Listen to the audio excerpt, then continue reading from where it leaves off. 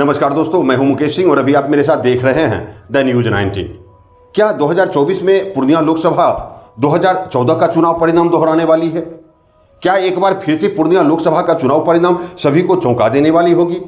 क्या पूर्णिया की जनता 2024 में इतिहास रचने जा रही है? आज जब आप इस वीडियो को देखेंगे तो आप बहुत हद तक इस बात को समझ जाएंगे कि हमारे अगले सांसद कौन होने वाले हैं। यानी अगले 5 साल तक संसद में आपका प्रतिनिधित्व कौन करने वाले हैं, इस वीडियो में आपको पता चल जाएगा। तो जैसा कि आप सभी जानते हैं कि 28 मार्च 2024 से 4 अप्रैल 2024 के बीच पूर्णिया लोकसभा के लिए नामांकन होगा और 26 अप्रैल को मतदान किया जाएगा। ऐसे में मौजूदा राजनीतिक परिदृश्य में जो देखने और सुनने को मिल रहा है, उस आधार पर यदि मैं बात करूं तो पूर्णिया में संतोष कुशवाहा ही जदयू के प्रत्याशी होंगे। यानी एनडीए गठबंधन से मौजूदा सांसद संतोष कुशवाहा ही 2024 के लोकसभा चुनाव में प्रत्याशी होने वाले हैं। और यदि ऐसा हुआ तो फिर पूर्णिया की जनता 2014 के चुनाव परिणाम को दोहरा सकती है। यानी जिस वक्त पूरे देश में हर हर मोदी घर घर मोदी के नारे लग रहे थे, उस वक्त पूर्णिया की जनता ने भाजपा के टिकट पर 2 बार सांसद रहे ईमानदार छवि के नेता उदय सिंह को भी हरा दिया था। 2014 के चुनाव में एनडीए गठबंधन भले ही 282 सीट जीत गई थी, लेकिन उसमें पूर्णिया लोकसभा सीट शामिल नहीं था। ठीक वैसा ही नज़ारा पूर्णिया लोकसभा सीट पर 2024 में दिखाई दे रहा है कि एनडीए 400 को पार तो कर लेगी, लेकिन उसमें पूर्णिया लोकसभा क्षेत्र शामिल नहीं हो पाएगा, क्योंकि मौजूदा वक्त में लोग यह कहने लगे हैं कि संतोष कुशवाहा नेता नहीं ठेकेदार हैं। और यदि ऐसे में एनडीए गठबंधन संतोष कुशवाहा को उम्मीदवार बनाएगी तो हम पप्पू यादव या फिर पप्पू सिंह को वोट करेंगे, लेकिन सांसद संतोष कुशवाहा को वोट नहीं देंगे। ये पूर्णिया लोकसभा क्षेत्र की जनता कह रही है। एक तो ये बातें नजर आ रही है, दूसरी बात है कि संतोष कुशवाहा के अपने ही कार्यकर्ताओं का नाराज हो जाना उनसे। मौजूदा वक्त में कुछ भाजपा कार्यकर्ता भी संतोष कुशवाहा से नाराज दिख रहे हैं। ठीक उसी प्रकार जैसे 2014 में भाजपा सांसद उदय सिंह से नाराज थे भाजपा कार्यकर्ता, ठीक उसी तरीके से 2024 में संतोष कुशवाहा के खिलाफ दिख रहे हैं। कुछ दिन पहले भाजपा के महिला विंग ने मीडिया के सामने आकर ये बातें कही थी कि पूर्णिया से एनडीए का प्रत्याशी बदला जाए, वरना गठबंधन को नुकसान हो सकता है।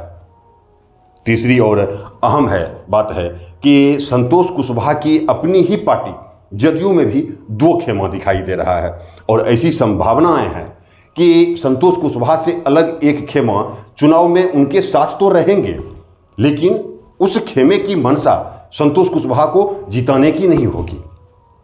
चौथी बात है कि 2019 के चुनाव में जो मतदाता मोदी जी के नाम पर ईमानदार छवि के कांग्रेस प्रत्याशी उदय सिंह उर्फ पप्पू सिंह को भी ठुकरा दिया था, वही मतदाता 2024 के चुनाव में संतोष कुशवाहा के नाम पर मोदी जी को ठुकराने की तैयारी में है।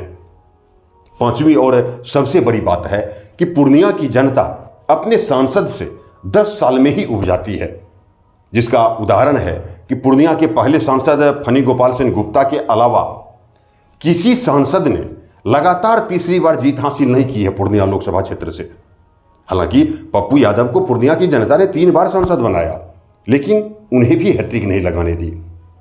ऐसे में यदि संतोष कुशवाहा हैट्रिक लगा पाते हैं तो वे एक नया इतिहास रच देंगे, लेकिन ये उनके लिए बड़ी चुनौती भी होगी, क्योंकि 2024 के चुनाव में एंटी इनकम्बेंसी सर चढ़कर बोल रहा है, जो संतोष कुशवाहा और उनके कार्यकर्ताओं को चौंका भी सकता है और चौंकाने वाले परिणाम भी दे सकता है।